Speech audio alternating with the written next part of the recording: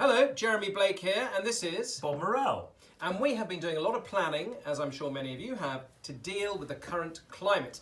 So we're going to give you a little introduction to us, then we're going to take you through 10 top tips of what to do right now when it comes to conferencing and events. So over the last 20 years, we have been speakers at many different conferences all over the world. It's been fantastic fun and we enjoy it immensely. But really, at the moment, there's lots of people questioning whether they're going to have a conference, and if they're not going to have one, what they're going to do about it.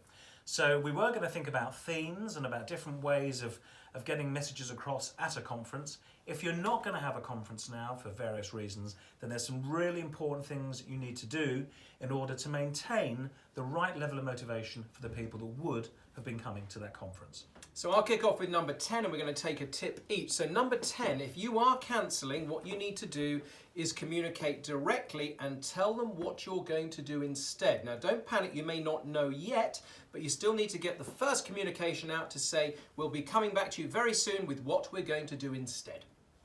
So, you would have had a series of speakers, you would have had a series of presentations at the conference, apart from all the social stuff as well. That content that was the key reason why people were coming to your conference, you need to get hold of as quickly as you can. Now, you're not going to be able to use all of it, and some of your speakers won't necessarily want to give you all of their content, but they can definitely give you some, because your job is to curate all of that content that would have been presented at the conference. I think, okay, what's the most important messages we need to get out to our people using different mediums? And that's what we're going to think about on the next few tips as well. So first of all, get the content together and then curate it into the most important elements for your people. So, number 1, email. So this is the most accessible. Everybody has an email. You have the emails of your delegates or your internal people who are attending. So what we recommend is an email campaign. You divide the content up into a series of resources. They could be PDFs, they could be clips, depending on what your speakers provide you with. And you get it out to people in bursts. You might run an email campaign over a month, over a few weeks. Make them wait for some of the premium stuff. Don't give away the top speaker stuff in advance. So an email campaign that you strategize and execute. Now, once you've done that and you've got your campaign in place, you can do some live stuff. And when we say live stuff, of course, that means web conferencing. There are some brilliant systems you can use, very reasonable in the majority of cases, and that gives you the chance to get a few people together via the internet and speak to them and have a communication with them. So web conferencing in the current climate is your friend, and you should definitely be using it as much as you can. You can then host those various discussions, you can record those discussions as well, you can then share them with other people, so it becomes a very valuable resource for getting the right information across. Now, if you're concerned about how you manage a web conference session of any amount of time, that's something that people like us can help with, because we do a lot of it, and you might need to think about how you structure those sessions, but web conferencing is a really vital thing. And really that's going into our next tip, on demand. Don't worry that your people can't make it live. The difference between a live event is they put in their diary, they slash through the 3 days and they know they're there.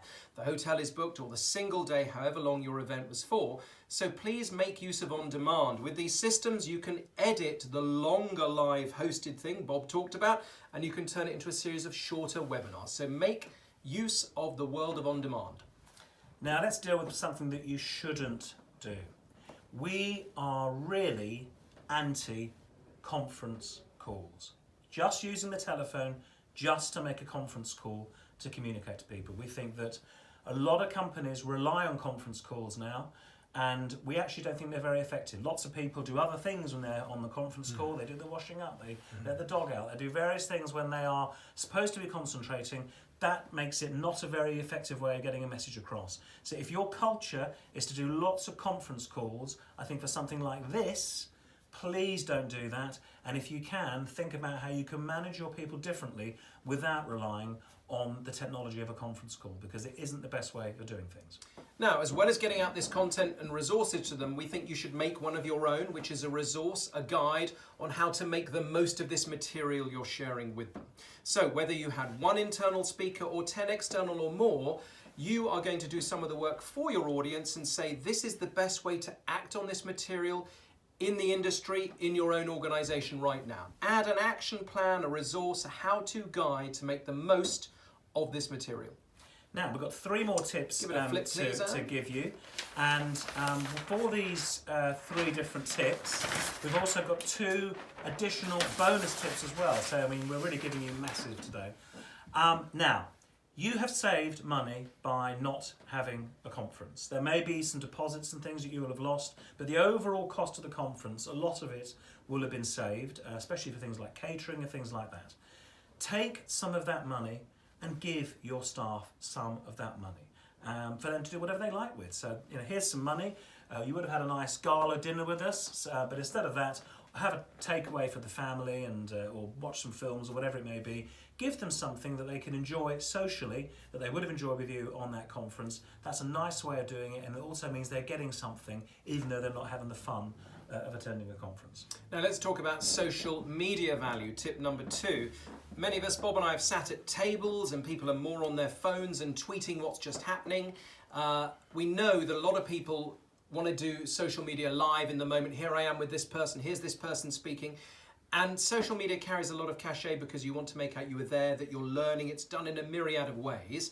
What we're encouraging you to do is you will show others how to get social media value by you doing just that. You explain how you've altered your event and your conference. You cut up the resources. This is what we've given our people instead. This is how we've used webinars to communicate with our audience. You model the right behavior and you show people all the social media, on social media, exactly what you're doing with your new shape of conference and event. Still use social media, tell them what you're doing. Now, number 1, and this is one of the easiest things you can do, make a film. Okay, you can work with us, work with production companies. You can create a brilliant film using your key people. The key people that would have been speaking at your event can still make their speeches to a camera. They can have backdrops, you can have actors, you can use different people in it, but clearly a much smaller group than you would have had at your actual conference. And you can send that out, stream it to people. It can be entertaining and interesting and exciting. It won't cost a fortune, and it'll be really an effective way of getting across to your people at this time. That's something we at Reality Training can definitely help you with. So bonus tip number 1 from me, and then the final bonus tip from Bob, and we'll sign off. So networking. We know that whether it's internally, I only get to see Margaret and Gary once a year because they're based in Glasgow, I'm based in Reading, whatever it may be. All of that networking, whether it's international networking, I get to see my clients from all the different countries, or I get to see my colleagues, that is lost when you're not having a live event. So what we encourage you to do is to create a buying and selling forum as well as a networking forum, because some people were turning up to the event to network and to buy something, others to sell something. So number 1 tip is if those people were looking to network and buy or sell, create some kind of forum where people can say what they're looking for, what resources they desire. Create that platform for people to buy and sell. If you were having a conference which was an internal conference, bringing together from a single organisation lots of different people, then it's about collaboration.